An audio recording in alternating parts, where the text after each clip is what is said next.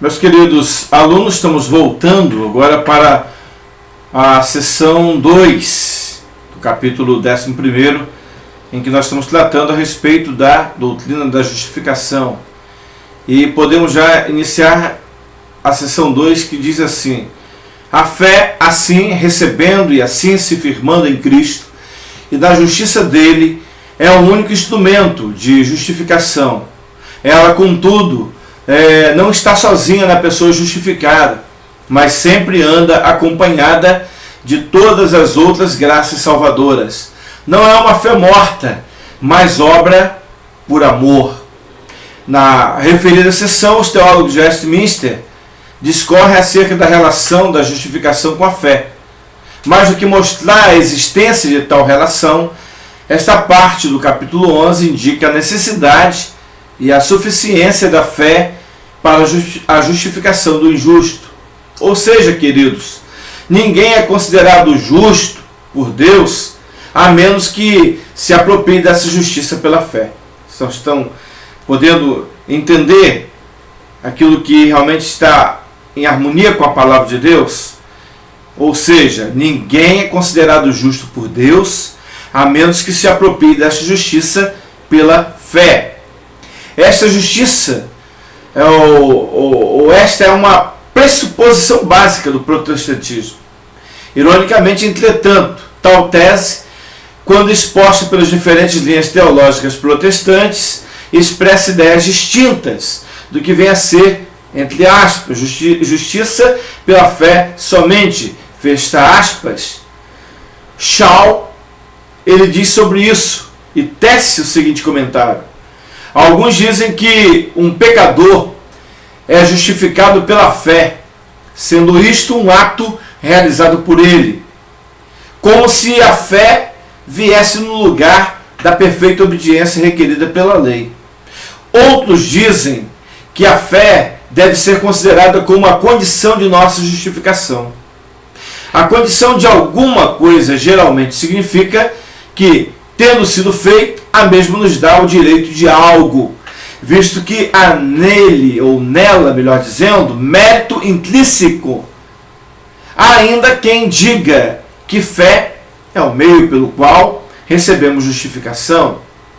Mas, propriamente, fé é o meio pelo qual recebemos a Cristo e sua justiça. É isso que queremos que vocês comecem a entender. Porque, não entendendo, cairão no caminho do arminianismo, ou seja, no caminho da heresia, um caminho que se afasta dos princípios do Novo Testamento quanto à doutrina da justificação. A Confissão de Fé de Westminster ensina, à luz das Escrituras, que nada é capaz de fazer com que o homem seja aceitável diante de Deus, senão a graça manifestada em Cristo e apropriada pela fé. Tal tese não foi criada pelos teólogos de Westminster, mas tão somente ratificada pelos mesmos. Antes deles, homens como Martinho Lutero, João Calvino, Agostinho e muitos outros, dentre os quais estão os autores canônicos, a expuseram da mesma forma. Além de defender a suficiência da fé para a justificação, esta seção de número 2 trata da necessidade das obras, como acompanhada da genuína fé no coração de um pecador redimido. A crise de Tiago, irmão de Jesus, diante de uma igreja hábil em dicotomizar discurso e prática, tem se perpetuado ao longo dos séculos. O então bispo de Jerusalém escreveu uma carta à igreja dispersa, a fim de, dentre outros motivos, mostrar a ela a necessidade de transformar a fé do discurso em fé da prática. Domingo passado, agora, recente, na escola dominical, lá na Igreja Presbiteriana de Custodópolis, nós que estamos tratando a respeito das cartas que foram enviadas às igrejas, às 7 igrejas da Ásia, nós abordávamos ali a igreja em Tiatira e falamos que Jesus elogiou a questão do amor daquela igreja. Né? O que faltou em Éfeso estava tendo em Tiatira. Mas também abordamos a questão da fé, que também foi elogiada pelo Senhor, nosso Senhor e Salvador Jesus Cristo. Aquela igreja, falando ao anjo da igreja, ao pastor da igreja, responsável em receber aquela carta escrita por autorização de Jesus pelo apóstolo João. Meus queridos, eu falei que há muitas vezes uma dicotomia muito grande entre fé e obra, ou obras e fé. Não é? No capítulo 2 da carta de Tiago, nós encontramos Tiago fazendo essa argumentação.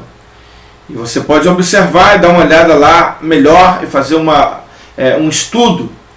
Mas quero te adiantar que essa carta de Tiago, ela também criou, né, polêmicas, ou pelo menos alguns escritores acham que divergiram Tiago e Paulo, divergiram Lutero e Calvino, exatamente nessa questão das obras e da fé. Mas é preciso entender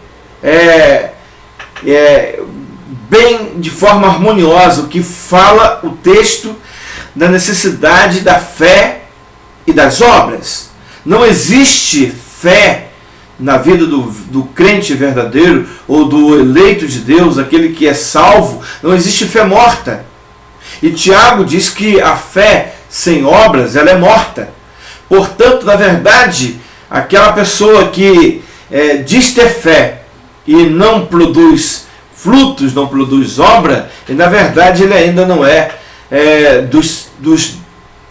dos que pertencem, né, ao Senhor Jesus Cristo, à igreja verdadeira do Senhor. Portanto, ao tratar sobre a importância da suficiência da fé para a justificação, a Confissão de Fé de Westminster deixa clara sua posição quanto à importância da não suficiência da mesma na santificação. Shaw, em sua análise dos documentos de Westminster, indica por que esta confissão de fé ratifica tal verdade. Vejamos, os defensores, vejam só, da doutrina da justificação pela fé, somente têm sido asperamente caluniados, como se eles negassem a necessidade de boas obras. Com a finalidade de se proteger dessas injúrias, nossa confissão ensina que, conquanto a fé seja o único instrumento de justificação, ela não se encontra sozinha na pessoa justificada. E é isso que Tiago aborda ali. Ainda de acordo com Roger, os teólogos ortodoxos têm sempre reconhecido que, enquanto a fé sozinha justifica, uma fé que é sozinha ou dissociada de outras graças e infrutífera em boas obras não justificará. As obras, diz Lutero, não são levadas em consideração quando a questão se relaciona com a justificação. Mas a verdadeira fé não mais deixará de produzi-las, ou seja, produzir as obras, como o sol não pode cessar de produzir a luz, queridos. Isso significa que, tendo sido justificado pela fé somente, todo homem passa a caminhar de forma que esta fé justificadora é acompanhada de obras santificadoras. A respeito das infundadas críticas, a teologia reformada mostra a bíblica a necessidade das obras. Eu abordei agora, falei lá no domingo de manhã, escola dominical. Né? Então eu quero repetir para você, a teologia reformada mostra a bíblica necessidade das obras, como evidências e consequências inevitáveis da fé que justifica o injusto, que éramos nós, né?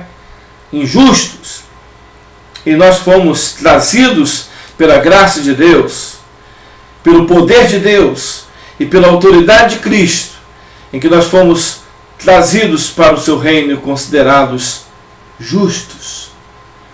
Não somos justos, mas somos considerados justos pelo Senhor. Eu quero pedir a permissão sua como aluno para fazer a leitura aqui agora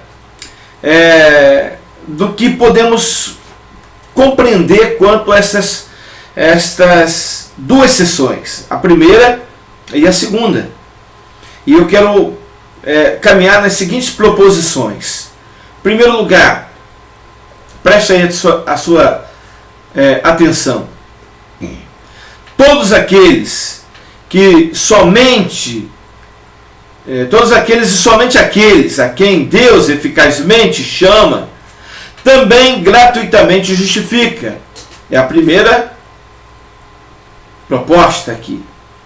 Segundo, essa justificação é um ato de Deus puramente judicial na qualidade de juiz, pelo qual ele perdoa todos os pecados do crente e o julga, o aceita e o trata como uma pessoa justa à luz da lei divina. Terceira, que esse ato justificador procede da imputação ou do ato de Deus lançar em favor do crente o crédito da justiça de seu grande representante e fiador, Jesus Cristo. Quarto, que a condição essencial e única sobre a qual essa justiça de Cristo é imputada ao crente consiste em que ele exerce fé em ou sobre Cristo como sua justiça. Quinto, que essa fé é propriamente dita um gracioso dom de Deus. Sexto, que nenhuma outra graça, nem amor, nem esperança, nem obediência sustenta a mesma relação para com a justiça que a fé mantém como a sua condição ou instrumento essencial. Contudo, essa fé nunca está sozinha na pessoa justificada, mas está sempre, quando é genuína, acompanhada de outras graças cristãs, todas elas tendo suas raízes na fé. Então, o que nós podemos entender, meus alunos amados, como protestantes, como reformados, como presbiterianos que somos, que desejamos caminhar dentro da boa ortodoxia, de caminhar bem dentro da verdadeira hermenêutica da Escritura Sagrada, vamos entender alguns outros pontos que nós queremos destacar e eu quero fazer a leitura neste momento para você. Primeiro, que Deus justifica todos aqueles e somente aqueles a quem eficazmente chama ou regenera por sua graça. Prova-se 1.1. À luz das declarações expressas da Escritura, abre aspas, aos que predestinou, a esses também chamou, e aos que chamou, a esses também justificou, fecha aspas. Romanos capítulo 8, verso 30. 1.2. À luz do fato de que a vocação eficaz e a justificação são ambas necessárias à salvação, e são ambas passos essenciais na execução divina de seu próprio decreto de eleição, imutável e infalivelmente eficaz. 1.3. À luz do fato de que só aqueles que verdadeiramente creem e que são justificados, e só aqueles que são justificados é que podem realmente crer. Ponto 2. Quanto à sua natureza, essa justificação é um ato divino, puramente judicial, tendo Deus como juiz, pelo qual ele perdoa todos os pecados do crente, e o julga, e o aceita, e o trata como uma pessoa justa à luz da lei divina. Viu que nós falamos agora há pouco? Observou? Trata como uma pessoa justa à luz da lei divina, ou seja, ele declara-nos justos. Nós não somos justos. Não há um justo sequer, a não ser o Filho de Deus. Isso inclui duas proposições subordinadas. 2.1. Justificação é um ato judicial de Deus, pelo qual ele nos declara conformados às exigências da lei como a condição de nossa vida. Não é um ato de poder gracioso, fazendo-nos santos ou conformados à lei como padrão de caráter moral. Os romanistas usam o termo justificação no sentido vago e geral, como que incluindo imediatamente o perdão dos pecados e a infusão da graça. Não é? Precisa entendermos isso. O verdadeiro sentido de justificação expresso, como nós já falamos agora há pouco, consiste quando tomada em sua conexão com a fé no grande princípio central da reforma, realçado e triunfantemente defendido por Lutero, que tal procede, prova-se 2.1.1, à luz do significado universal do verbo em grego e português justificar e do termo grego equivalente no Novo Testamento. Ambos são igualmente sempre usados para expressar um ato declarativo de que uma pessoa está quites com as exigências da lei, jamais para expressar um ato de torná-la santa. 2.1.2 Na Escritura, a justificação é sempre apresentada como o oposto de condenação. O oposto de santificar é corromper, mas o oposto de justificar é condenar. 2.1.3 O genuíno sentido do verbo justificar se prova claramente pelos termos usados na Escritura como equivalentes a ele. Por exemplo, imputar a justiça sem as obras, perdoar as iniquidades, cobrir os pecados. Romanos 4, 6 a 8. Não desimputar as transgressões. 2 Coríntios 5,19.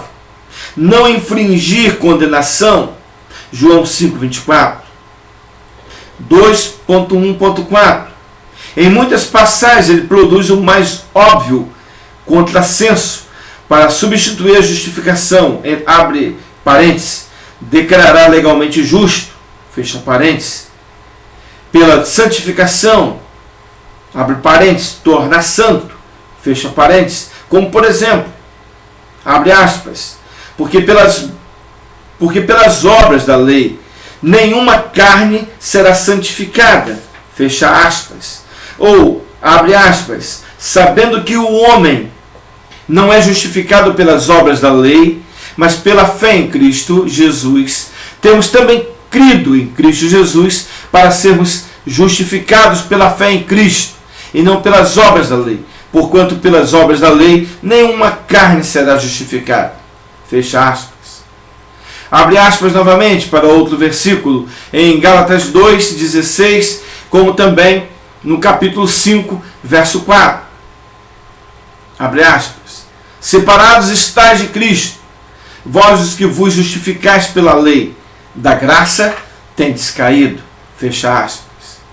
2.1.5 A justificação e a santificação são apresentadas na Escritura como graças distintas, inseparáveis, igualmente necessárias, contudo distintas em sua natureza, bases e objetivos. 2.2 Justificação não é mero perdão.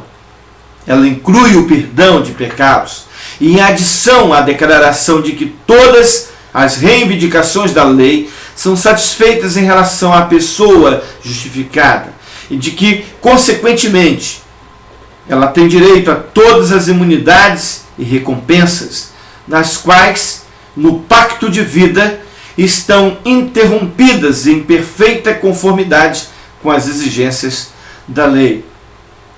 Estão observando, queridos alunos, seminaristas? Estão observando como que as coisas começam a clarar nessa exposição? De que a Igreja Católica entende de forma totalmente diferente, né? Como já colocamos aqui, o que a Igreja Católica acaba muitas vezes crendo, assim como também os socinianos, é que de uma forma muito, o termo justificação no sentido muito vago, muito geral, né? E acabam, assim como os socinianos, ensinando a teoria da influência moral da expiação, que considera a justificação no mesmo sentido de santificação. E nós precisamos entender que não é essa a colocação do verdadeiro sentido da doutrina da justificação, né?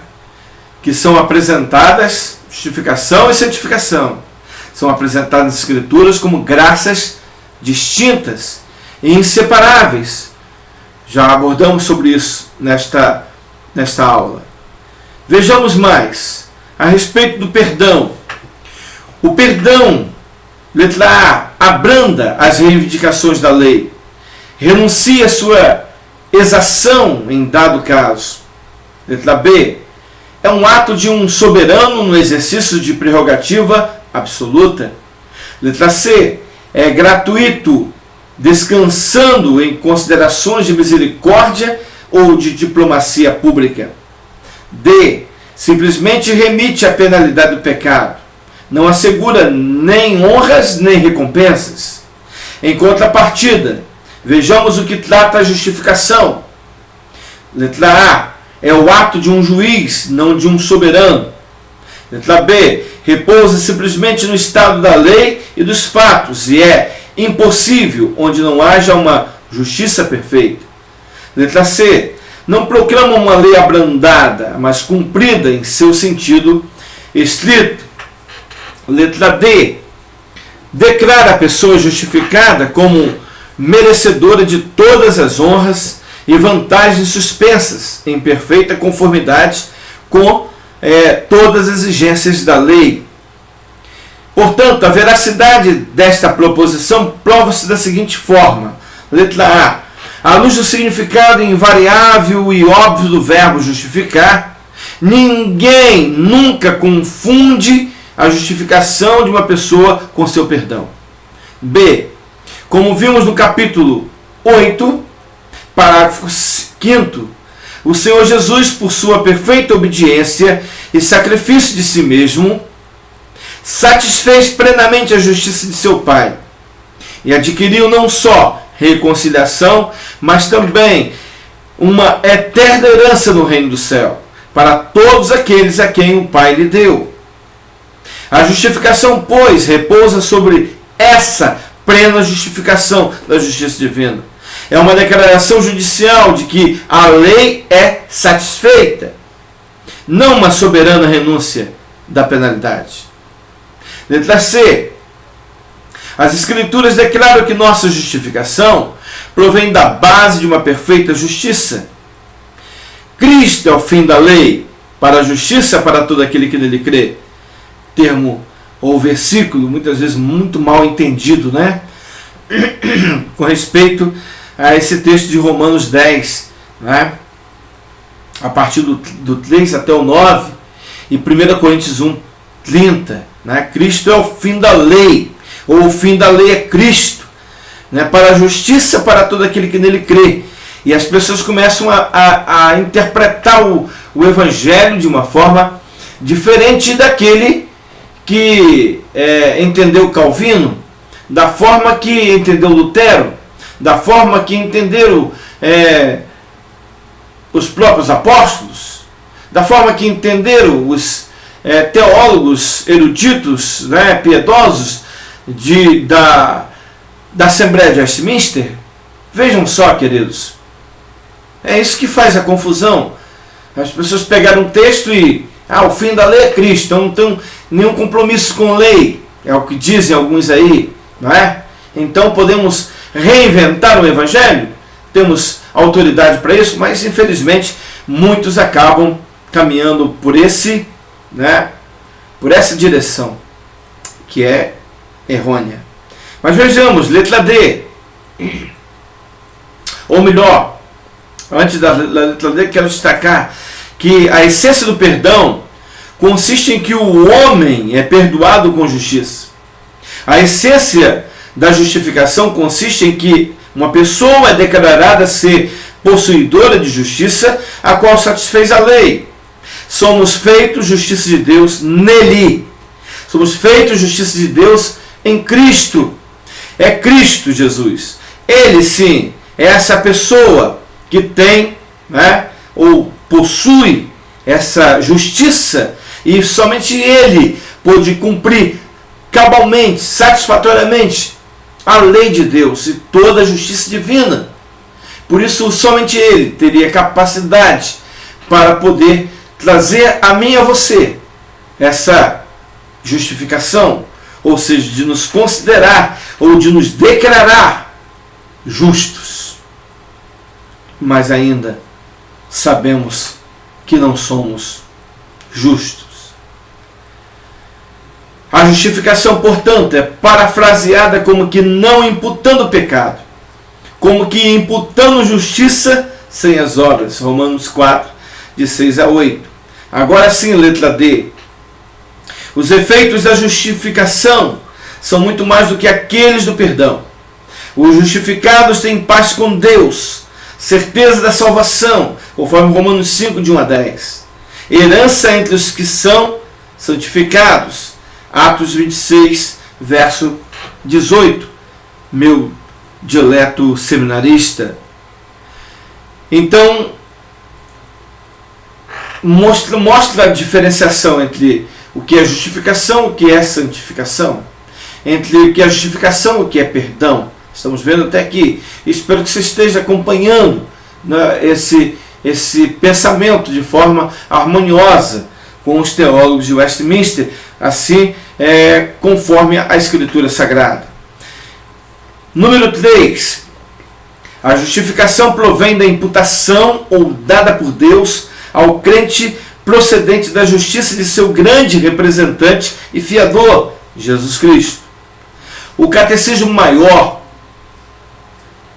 ele nos diz assim, na questão 70, na pergunta 70, e sua resposta: justificação é um ato da livre graça de Deus para com os pecadores, no qual ele perdoa todos os seus pecados, aceita e considera as suas pessoas como justas aos seus olhos, não por qualquer coisa neles operada ou por eles feita, mas unicamente pela perfeita obediência e plena satisfação de Cristo, a eles imputadas por Deus e recebidas somente pela fé.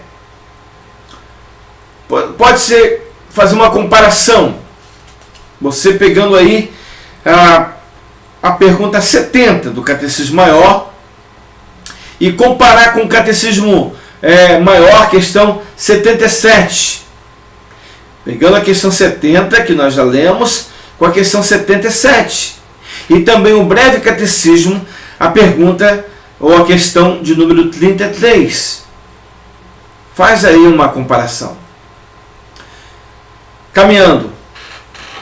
Os arminianos, meus queridos, sustentam que por causa de Cristo, as exigências da lei são graciosamente concedidas e fé e obediência evangélica são aceitas no lugar da perfeita obediência como a base da justificação. Eu quero repetir para você. Quero fazer você ler aí, escrever ou gravar, além daquilo que está sendo colocado já nesse vídeo, né, nessa aula. Anote e pense aí. Olha a colocação do que eles defendem, do que eles sustentam. Portanto, os arminianos sustentam que por causa de Cristo as exigências da lei são graciosamente concedidas e fé e obediência evangélicas são aceitas no lugar da perfeita obediência como a base da justificação. Nossos padrões e todas as confissões reformadas e luteranas ensinam que a base legítima da justificação é a perfeita justiça. Abre parênteses, ativa e passiva. Fecha parênteses. Mas de que base legítima é essa da justificação, que é a perfeita justiça? De quem? Perfeita justiça de Cristo, de nosso Senhor e Salvador Jesus Cristo, imputada ao crente e recebida unicamente pela fé. Isso você pode estar fazendo essa comparação. Breve Catecismo, pergunta 33, a questão 77 e a questão 70 do Catecismo Maior. Caminhamos mais um pouco. 3.1. Porque as Escrituras por toda parte insistem que não somos justificados pelas obras. Isso é afirmado em relação às obras em geral, de todos os tipos de obras, naturais ou graciosas, sem distinção. Romanos 4, de 4 a 8 e Romanos 11, verso 6. 3.2. Porque as Escrituras declaram que as boas obras de qualquer gênero, em vez de serem a base da justificação, só são possíveis como suas consequências. Abre aspas. Porque o pecado não terá domínio sobre vós, pois não estáis debaixo da lei, mas debaixo da graça. Fecha aspas. Outro versículo. Abre aspas. Mas agora somos libertados da lei, tendo morrido para aquilo em que estávamos retidos, para que sirvamos em novidade do Espírito e não na caducidade da letra. Fecha aspas. Esses textos, Romanos capítulo de número 4, 14 e Romanos capítulo 7, verso 6, meu amado. 3.3. Porque as Escrituras declaram que a obediência e o sofrimento, isto é, a perfeita justiça ou cumprimento da lei de Cristo, nosso representante, é a base genuína da justificação. Então vejamos alguns textos, baseados em Romanos 5, 18, 19, Romanos 10, verso 4, 1 Coríntios 1, 30, 2 Coríntios 5, 21, Filipenses 3, verso de número 9. Abre aspas. Portanto, como pela ofensa de um só veio o juízo sobre todos os homens para a condenação, também pela justiça de um só veio o dom gratuito sobre todos os homens para a justificação da vida. Pois como por meio da desobediência de um só homem muitos se tornaram pecadores, também pela obediência de um só muitos se tornarão justos. Os outros textos poderão consultar. Esse texto se refere ao de Romanos 5, 18 e 19. 3 ponto de número 4.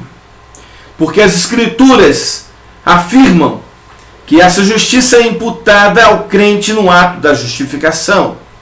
As expressões imputar o pecado ou imputar a justiça, em seu uso bíblico, significam simplesmente lançar na conta de alguém, pôr como dívida ou crédito de alguém, como a base de um processo judicial. Nossos pecados são expressos como sendo lançados sobre Cristo, porque a culpa deles era tão pesada em sua conta que foram merecidamente castigadas nele. Quem? Cristo. De forma semelhante, a justiça de Cristo é imputada, ou sua recompensa é tão creditada em favor do crente, que todas as honras e recompensas do pacto de uma justiça perfeita, doravante lhe pertencem merecidamente. Você pode ver também alguns textos, né? Às vezes repetidamente, mas Romanos 4, de 4 a 8, 2 Coríntios 5, 19 a 21. Para o uso dos equivalentes hebraicos e gregos do termo imputação, vocês podem depois lerem alguns textos, por exemplo, Gênesis 31, 15, Levítico 7, 18, Números 18, 27 a 30, e verem no Novo Testamento, nos termos gregos, Marcos 15, 28, Lucas 22, 37, Romanos 2, 26, Romanos 4, de 3 a 9 e 2 Coríntios 5, 19. Portanto, meus queridos, nesta noite, quando estamos abordando a doutrina da justificação, capítulo 11, e estamos ainda apenas na primeira e segunda sessões, não é? Nós estamos vendo aqui, de forma mais simples, podemos dizer, é o que, na verdade, nós com a nossa conta no vermelho, débito sobre débito, condenados, com tudo podemos dizer penhorado, com o nosso nome no SPC, com o nosso nome no Serasa, né, totalmente arruinados, enquanto Cristo, com a sua conta no azul, ou seja, com todo o saldo, com todo o crédito, com tudo perfeitamente em ordem, Jesus vai e ele transfere tudo para a nossa conta. Enquanto tudo da nossa conta passa para a conta do nosso Senhor e Salvador Jesus Cristo. Ou seja, o que podemos dizer e afirmar é que todo o crédito de Cristo, todo o saldo positivo das bênçãos do pacto da graça, pacto da redenção, tudo que Deus planejou para nós foi passado para a nossa conta, queridos. E a nossa conta que estava no vermelho passou a ter crédito. Enquanto a conta de Cristo, que estava sempre perfeita, em toda a organização, tudo em ordem, ela ficou vermelha, no vermelho, no débito. Mas ele pagou um alto preço diante do Deus Todo-Poderoso, diante do Pai, para nos justificar diante do Pai, nos justificar diante de Deus. Isso é obra da graça. E os arminianos não conseguem entender. Outros ramos, outros segmentos de interpretações também não conseguem enxergar. Mas louvamos a Deus, queridos, de que os teólogos de Westminster, que os teólogos reformados, aqueles que mesmo sendo luteranos, presbiterianos e tantos outros da bandeira reformada, puderam seguir a mesma interpretação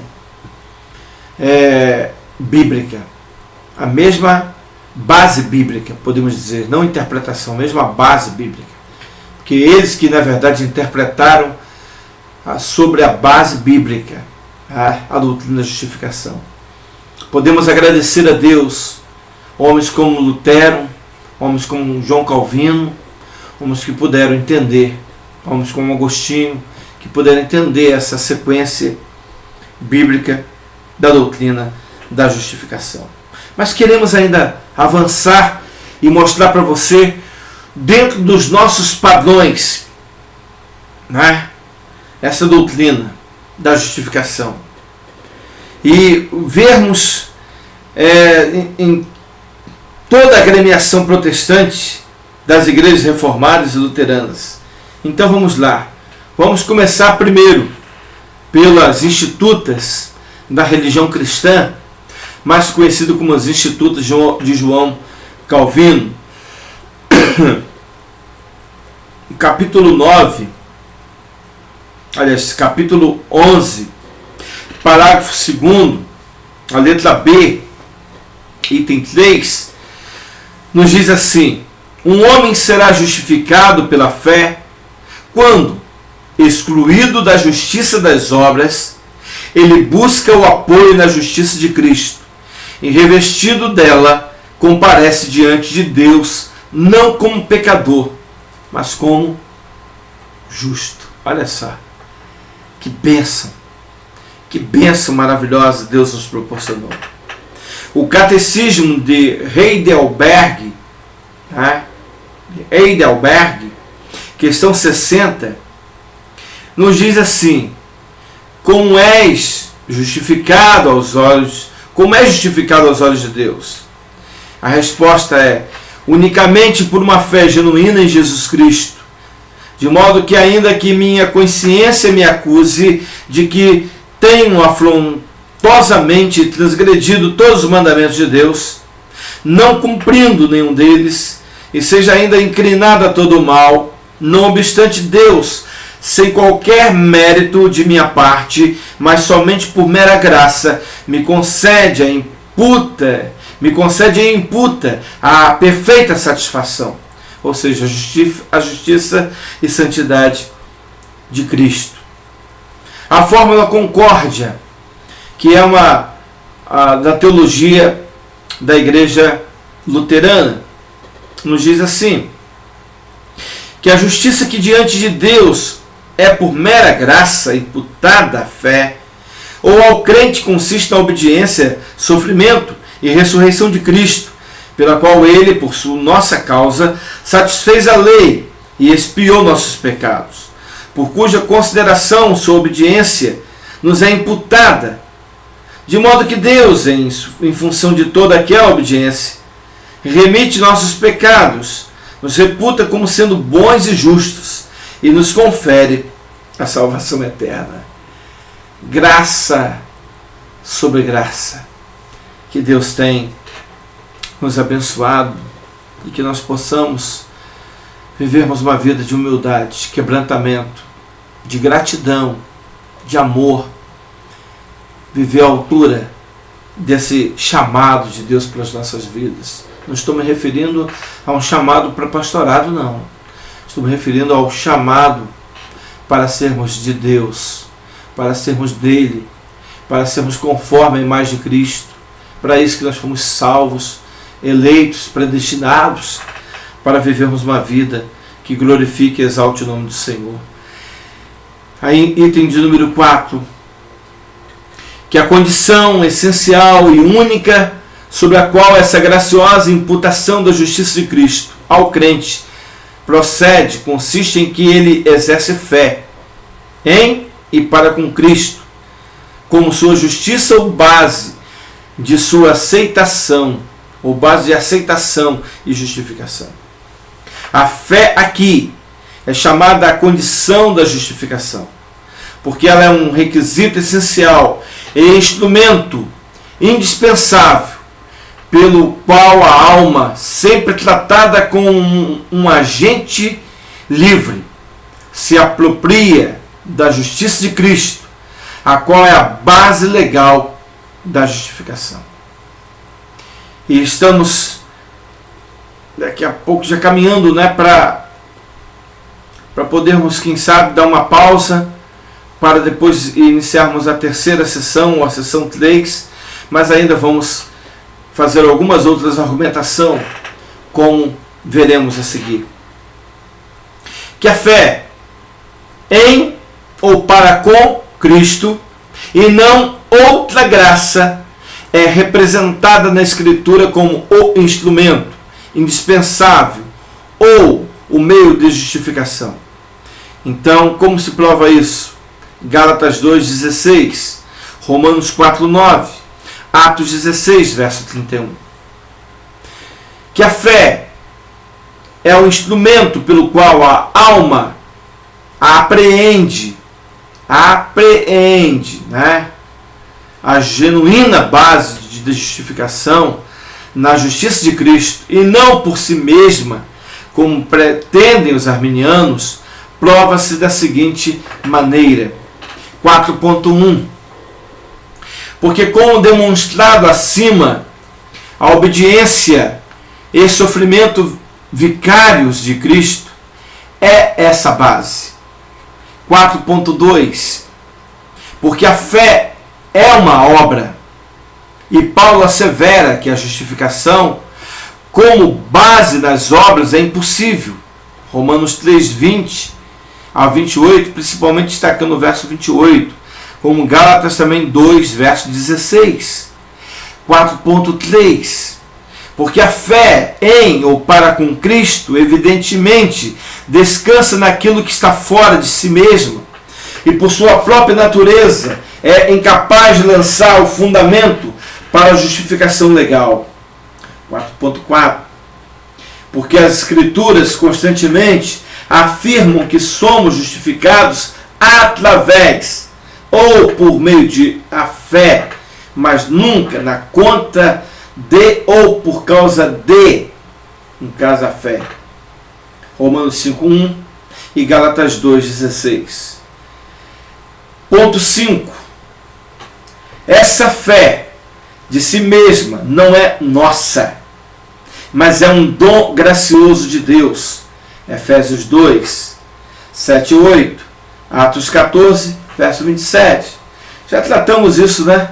Isso aí é um dos princípios básicos da fé cristã, né? Ou seja, algo que o membro da igreja, o discípulo do Senhor, já deve saber isso de cor e salteado, deve ter essa base. E como falamos na nossa aula passada, sexta-feira passada no seminário, nós vimos o quê? Exatamente isso. É dom de Deus, é presente, é dádiva do Senhor a nós. Essa fé de si mesma não é nossa, mas é um dom gracioso de Deus.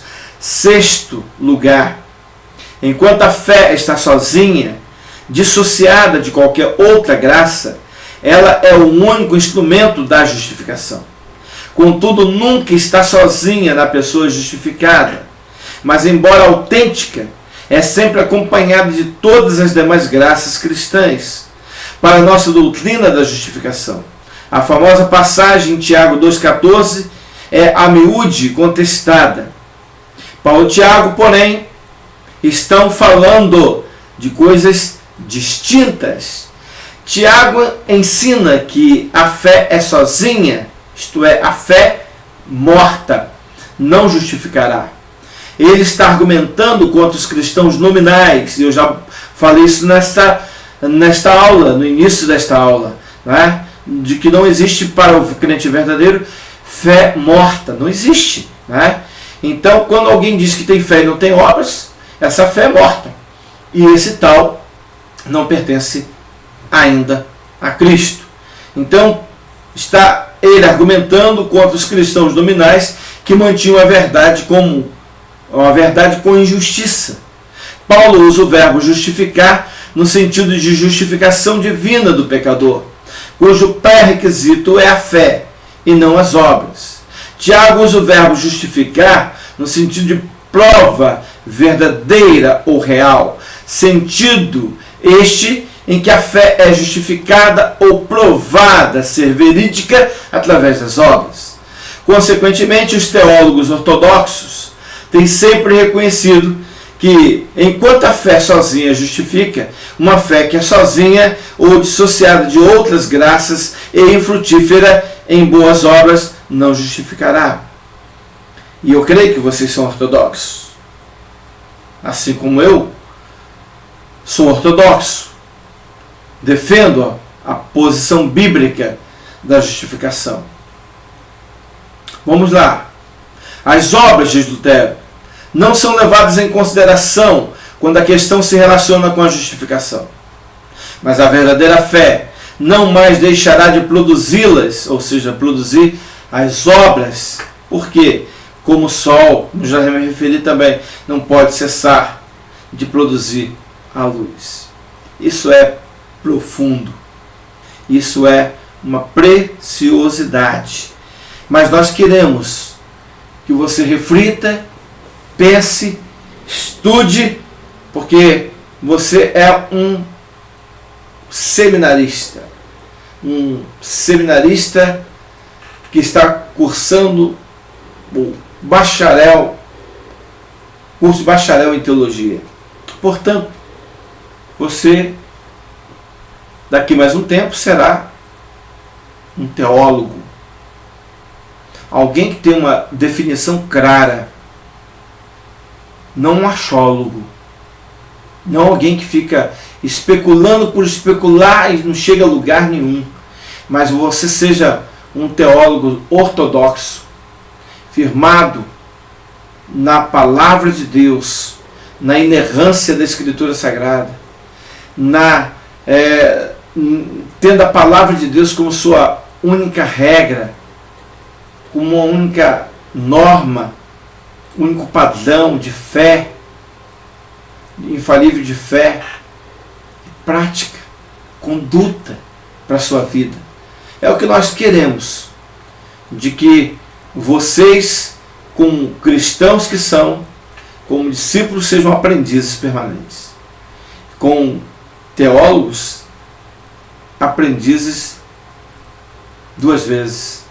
Vocês continuem estudando, continuem se preparando, continuem se aperfeiçoando, continuem se equipando, tá?